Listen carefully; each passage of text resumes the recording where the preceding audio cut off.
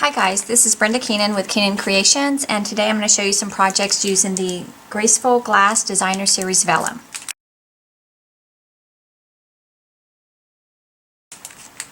It comes in a pack that is 6x6, so there's lots of different patterns. You get 2 sheets of each pattern. These I think are designed to cut into 4, so you can get 8 images for that. Some of these are more for backgrounds, and then these you can cut apart and have for your focal point on your card. I think these are nice bookmark sizes too.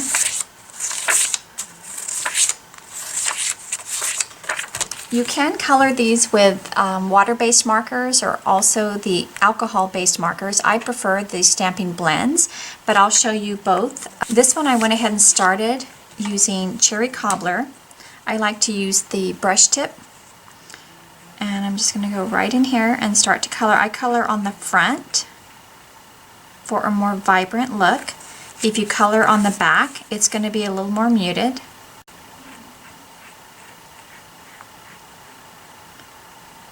And I'm using kind of, I guess, short little strokes rather than long ones. I think it doesn't show the stop and start marks. But also, I think if you have some line marks in your coloring, to me it just kind of looks more like stained glass anyway, because that's not going to be a solid color. You're going to have some slight variation also.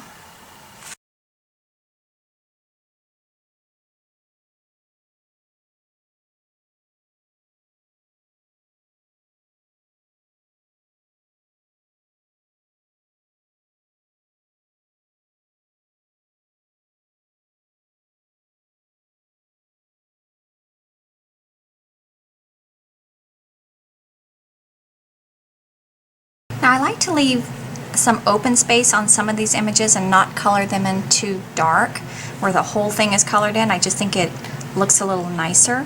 What I would do is add glue dots, and I would place my glue dots under these little circles right here and here, and then glue that to Whisper white cardstock that is cut the same size. I think that makes the colors a little brighter than if I layered it onto the black directly. So if I go like this, oh, I got some, oh looky, do you see the ink smearing? So that's one of the downside of using the water-based markers, is I've got to allow time for that to dry. So let's see if we can just place this temporarily here. And then you can see how the colors are more vibrant when you layer it to the black. Now I'm going to color the same image using the Stampin' Blends, and I'll show you why I like those better. So one thing I like about a few things I like about the Stampin' Blends for coloring in these vellum sheets. One, it's an alcohol-based marker, so it's going to dry pretty quickly and it's not going to smear.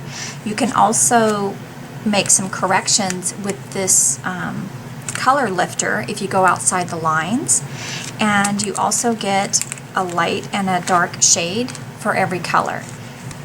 I'm going to start with the cherry cobbler. This one is the dark one. You can see there's a brush tip here and a fine point here. I do like to use the brush tip.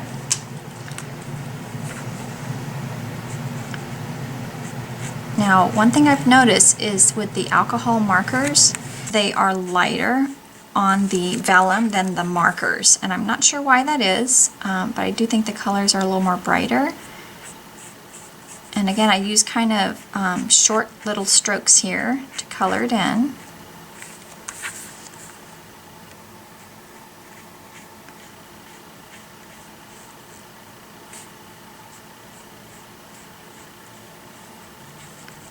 I've also got it placed on white cardstock because I just find it easier to color on the white, because this is what I'm going to layer it on, and so I can kind of visualize how this is going to look. So if you take your color lifter and you just go right up here and brush off any excess. It doesn't remove it completely, but it gets pretty darn close to all of that coming off. And I think I felt like I went out, oh, right here. I went out of the line right here. And that's it. So it's really easy to touch up with the color lifter. And then, let's see here. Now I do like to set these down to put the cap on so I don't smush the tip, and then snap it on. This is the light cherry cobbler. And then we're going to go for Old Olive. This one I am using the bullet tip because my markers get used at classes, and sometimes they get a little beat up during class, and that brush tip on this one is starting to be not quite as pointy, so I'm just going to use the other end for this. Light Old Olive, and this is just going to give us a lighter shade. Then I'm going to throw in some Daffodil Delight just to make it not look too Christmassy with just red and green. And then I'm going to do the border. I think I'm going to do yellow and green here, and I'll do red for this skinny border. So I'm going to go back and I'm going to alternate light and dark. Oh, I really went outside of the line there. I thought I could make one swoop, and that was not a good idea.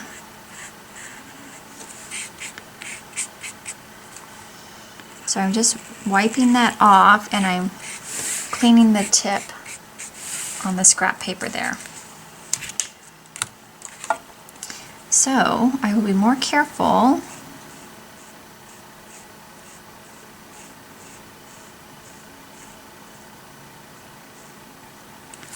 You need to have a light touch with this pointy tip on these skinny little areas, because I think what I did is I pushed too hard and that tip kind of flattened out more and went outside the lines. So I'm going to be a little careful to go a little shorter, strokier, and coloring that in.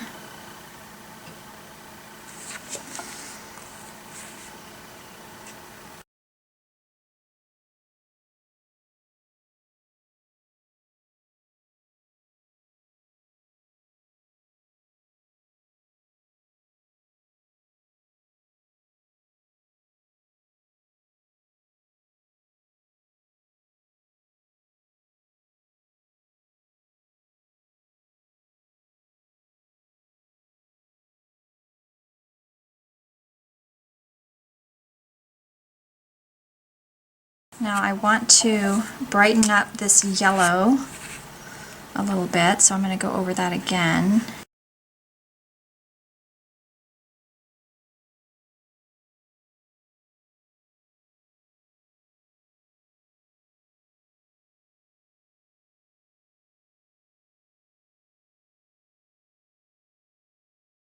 So I'm going to get some glue dots, and I like to use my pokey tool to lift this up.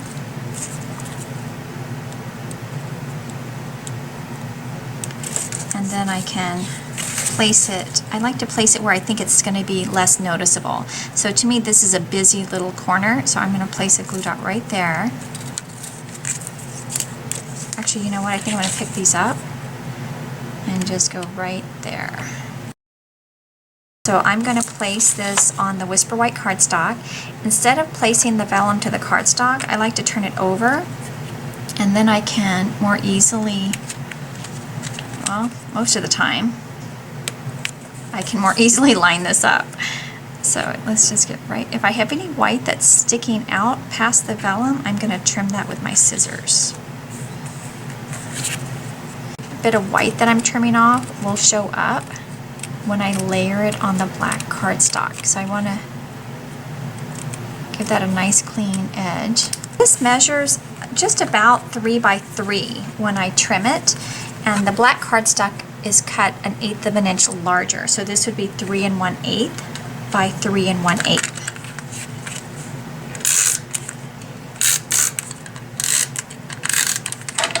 So this will give it a tiny little black border around the edge. and then that's ready to go on your card. Now these are some cards that I've made, and I again layered it on white cardstock and then black cardstock, and I popped it up with dimensionals. I also popped up the greeting, and I think you can see I have one dimensional here and then I have two dimensionals here, so it's even. Here's another one. This is similar in size to the one that we did here. Actually, that one would look really pretty layered on that card. Now I colored everything in on this one, and I really prefer it where it has a little open space. It seems just like the colors are a little more vibrant, so it kind of depends on what you like. But if I had to do this one over again, I would have left some of these elements clear, so it would have some white as well. And this is one of those skinny little elements that I think will be a really cute bookmark. And this card here is similar. This was my first one. I think I went a little crazy with all the different colors, but it was really fun to do. And some elements that I've already colored, but I have not yet made into a card. This one I would probably have it going this way with a greeting along the bottom. And this is similar to the one that I colored at the beginning of the video. To me this looks more Christmassy with the different reds and greens. So this would be a nice holiday card. I don't know what I'm going to do with this one, but I just had to use all the colors, so I'll make something with it. But it reminds me a little bit of the 60s, maybe 70s. And then this would also be a cute element on a card. Hope you enjoyed the tips for coloring on this vellum. And if you have any questions, please let me know. You can also visit me at KeenanCreations.com. Thanks and have a great day.